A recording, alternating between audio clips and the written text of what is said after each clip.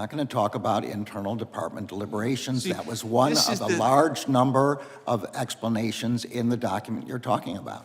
Attorney General Merrick Garland defended federal law enforcement agencies as he stares down a contempt of Congress charge. The country's top law enforcement official addressed the repeated attacks on related agencies in an op-ed. He called the recent escalation of attacks as baseless, personal, and dangerous. This is all about election interference. This is all Biden-run things, meaning Biden and his thugs, because I don't know if he knows he's alive.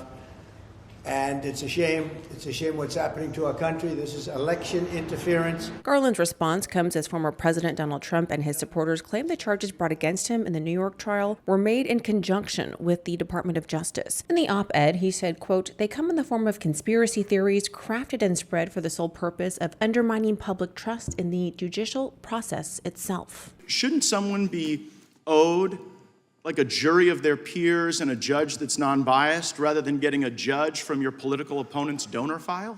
I'm well aware that you're not asking a hypothetical. You're asking me to comment on a jury verdict in another jurisdiction which has to be respected. I won't comment on it. Was there ever a time when you were a judge when you had a family member who was personally profiting off of the notoriety of a case that was before your court? Look, I'm going to say again, it's very clear you're asking me to comment on a case in another jurisdiction. No, wait, hold on, Mr. Attorney General. Did you ever have a family member profit off of the notoriety of any case that you sat over? Say again, you're asking Yes or no? You're asking me to comment on a case currently. Well, it seems you're before connecting the another dots, court. Mr. Attorney General. He said those working in law enforcement, quote, will not be intimidated by these attacks. He went on to say it's absurd and dangerous public servants are being threatened for simply doing their job. Representative Matt Gaetz asked Garland during his time as a judge if he made political donations. Garland said no, as there was a federal rule against it. It is the very attack on the judicial process. The op-ed comes as the House is set to vote on holding Garland in contempt of Congress for failing to comply with the House Judiciary Committee's subpoena to release audio tapes of President Joe Biden's interview with then special counsel Robert Hur.